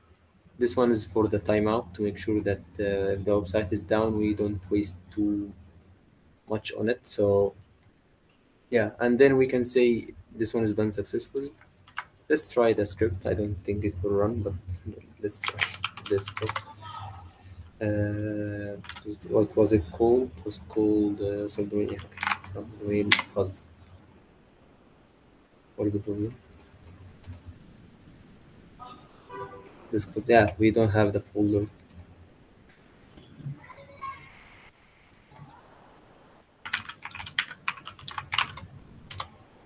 Uh, it will work now. No. They're creating out. Maybe let's just remove the output thing for now. Let's ask him to print it to the screen.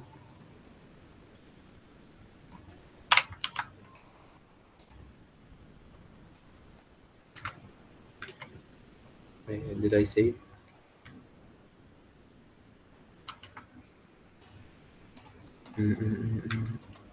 No, it's not working. Actually, I don't know where is the issue. I think you can do it using Off. dire search. No, dire search. There. Okay. That's it. Let's try.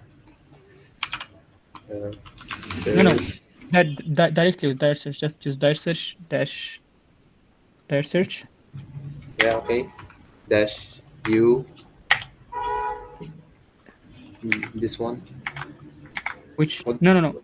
What? Just from the terminal. From the terminal itself. Yeah, from the terminal. Okay. Okay. Yeah. There. Search. I can give it the results. You can give it a list of files. Dash L, and you can give it a file. Dash L. This. You give it a file. Yeah. Let's try this one actually.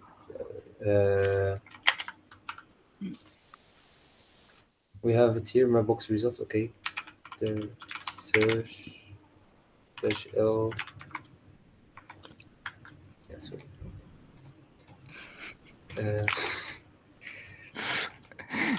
There. Dash L. My box. And I provide dash E also, HPU, for example.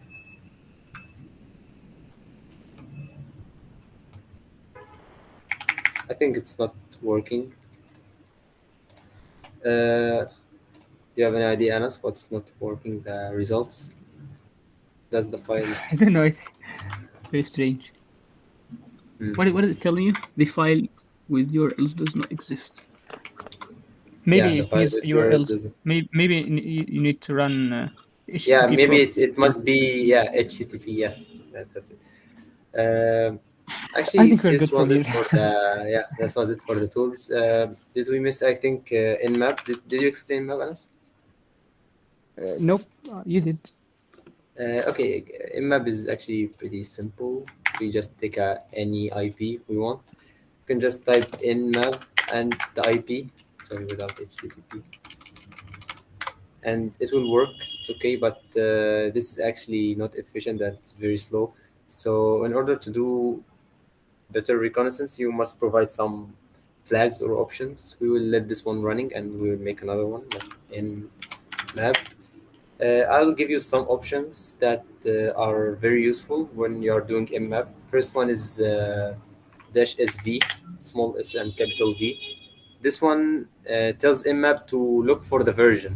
Like for example, mmap found Apache server running on port 80. Okay, but I want to know what version of Apache is it, because maybe it's a vulnerable version, like 2 point something, very old. So I maybe look up in the internet, is the version something point something, is it vulnerable or not? So it will be a very easy way to find vulnerabilities actually. So I can give the IP again with SV. If I run it, let's compare the results. So this one is the result for the normal in map. As you can see, it tells me port 22 is open and the service is SSH. Port 80 has HTTP. That's it. If we wait for the versions. We make another one. As you can see, we have nmap dash v. This one actually is for verbosity, which means I want to see the results as soon as you find them. So nmap doesn't wait until it finds all the open ports and gives to you. No, I want to see what do you find port by port. So if I work it, as you can see, 2280 very fast. I don't wait until it checks all the ports and I get the results. If you are on a hurry or something, this is better. Yeah, so this one is for the versions. As you can see, port 22, it's open SSH. Okay, what's the version? It's open SSH 7.6 something. You have the full version actually right now. On port 80, we have Apache 2.4.29 on Ubuntu server. So yeah, and we have also information about the operating system running on the server. It's Linux. So everything about the server we do know right now, thanks to -sv. Now using -v, I gave this one to you as well. One important thing is dash capital T.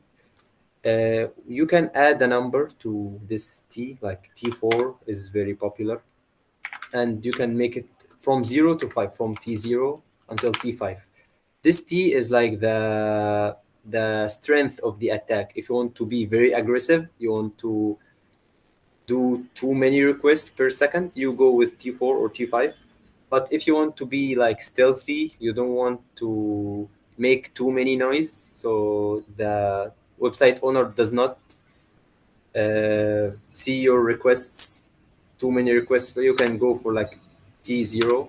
This is very slow. It will take long time actually to find the ports because we are now using T0.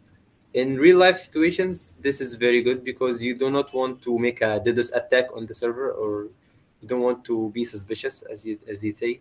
But in CTFs or hack the box, for example, we can just run T4 or T5.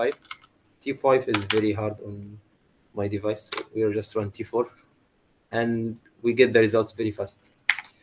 I guess this is the most important about Nmap. We can use Nikto as well. Nikto is a easy tool to find vulnerabilities on websites, but it's not useful anymore, I guess. Some tools has been better, but it's important to know as well. As you can see, server is Apache 2.4.29. These are some security headers that are not there in the website. That does not mean that this website is vulnerable or something, but they're just saying that some good practices in security are not implemented in this website. So maybe there's like no XSS protection header. So maybe you can try to find an XSS. Maybe it will work, But if there is an header, so it's better to not try it. Actually, there's a tool better than this one, which is Nuclei. I guess Anas went through it, but he didn't explain it well in Project Discovery. Discovery.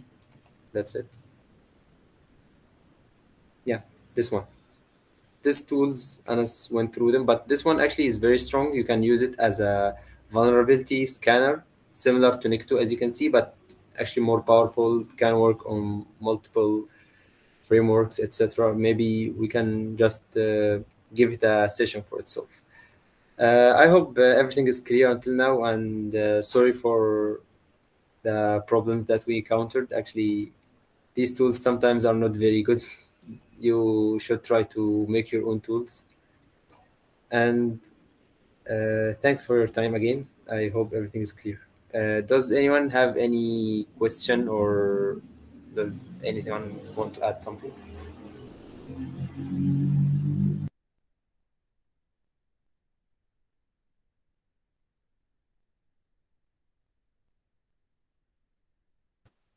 So if everything is clear, I hope you enjoyed the session. And of course, we will make multiple sessions. I hope, if you are interested, of course, I want your feedback on the group. If you want some topics to be discussed later, if you have some ideas how to make the sessions more collaborative, like do we need to do like practical labs, something we take a hack the box machine and solve it together, anything, actually everything will be helpful. Of course, we try to make the sessions on weekends because some people have lectures or anything, so we don't want to disturb you. So if you have any feedback or something, make sure to share it with us on the group. And thanks for your time. I'm sorry we took actually more than 2 hours, but I hope it wasn't too boring. Thank you so much. It was really helpful, actually. Yeah. Okay, welcome, Ahmad, and welcome everyone. Welcome. Thank you. Thank you, everyone, and always don't hesitate to ask anything of the group. And thanks again for your time, and hope you learned something new today. See you next session.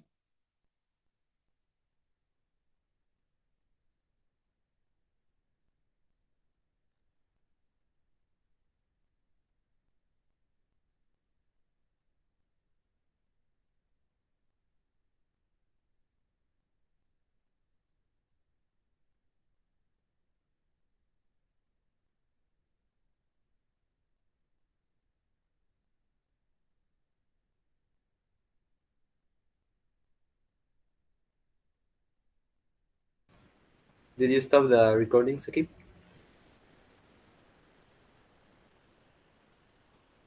I guess Sakib is not here. Can we stop the recording? I don't think we can. You can send him WhatsApp. I'll text him on WhatsApp, yes. Actually, the recording will be too long. I think it must be cropped or something.